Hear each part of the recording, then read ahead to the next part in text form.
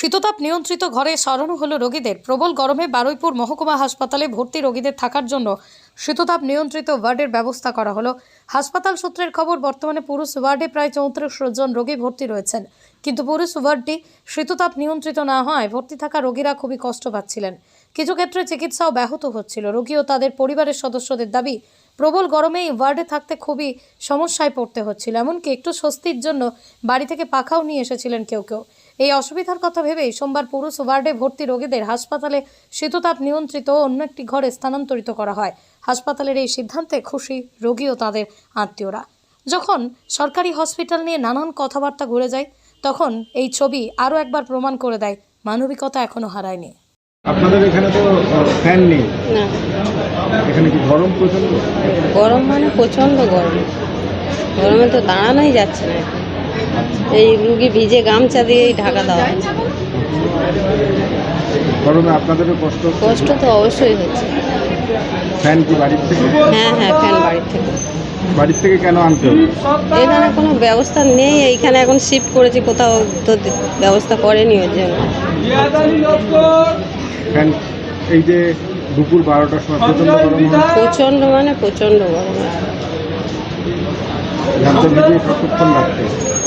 না, এই কিছুক্ষণ আগে গামছা ভিজিয়ে রেখেছি রুগীকে। এখন প্রচুর গরম তো, সার এমনিতে সাপে কাটা রুগী, ওর জন্য আবার। কি নাম আপনার? আমার নাম অঞ্জলি মণ্ডল।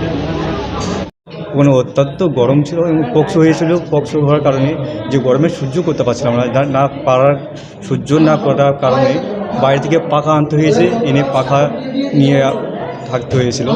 অত্যন্ত গরম, বাদ বাকি চিকিৎসা ঠিক আছে, মানে গরম অত্যন্ত ছিল। এখনও গায়েতে ঘাম শুকায়নি, দেখে বুঝতে পারছেন। এখানে খুব আরাম পাচ্ছে।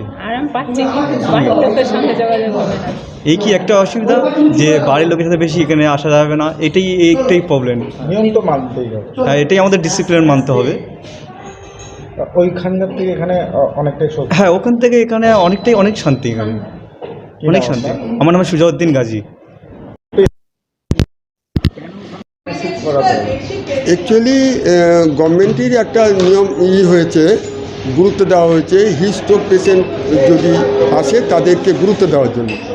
সেইটাকে মাথায় রেখে আমরা মেল ওয়ার্ডে যে পেশেন্টগুলো ছিল খুবই গরমের মধ্যে ছিল এবং সেই জায়গাটা এতটাই গরম ছিল যে তাদেরকে মনে করেছি সুপারের সঙ্গে আলোচনা করে যে তাদেরকে এই যে ওয়ার্ডটা, এসি ওয়ার্ডটা, এই ওয়ার্ডে যদি 2 মাসের জন্য গরমের সময় যাতে রিলিফ দেওয়া যায় করার জন্য স্যারও ওই মতামত দিয়েছেন, সুপার স্যার। সেই মোতাবেক আমরা এই কাজটা করছি এবং 34 জন আপাতত পেশেন্ট এখানে এসেছে। 34 জনকে আনা হয়েছে, 34 জন। আপনার পুরো নাম আর ডেকে? Shyamal Chakraborty, assistant super, Baruipur hospital. হ্যাঁ, ওখানে তো প্রচন্ড গরম ছিল। অত্যাধিক গরম, ঘেমে যাচ্ছিলাম, দম ফেলতে পারছি না, হার্টের প্রবলেম এসে গেছিল। এখানে এসে স্বস্তি পাচ্ছি। আর দমে খুব কষ্ট, হার্টের প্রবলেম, আমার গ্যাস্ট্রিক আলসার, আর খুব অসুবিধা হচ্ছিল। এইসব অসুবিধার জন্য আমি এখানে এসে খুব স্বস্তি পেয়ে যাচ্ছি। স্বস্তি পেয়েছে? হ্যাঁ, স্বস্তি অবশ্যই তো পাচ্ছি। ঠান্ডা ভালোই, সুন্দর, পরিবেশটাও খুব ভালো। এই ঠান্ডার জন্যই তো আমরা একটু তাড়াতাড়ি সেরে উঠতে পারবো। হ্যাঁ, এছাড়া এই ডাক্তারবাবুরা খুব পরিষেবা ভালোই দিচ্ছে বলে এখনও পর্যন্ত ভালোই। কি নাম আপনার? আমার নাম ক্ষুদিরাম নাটুয়া, গ্রাম তুলসীঘাটা, নিমপিট আশ্রম।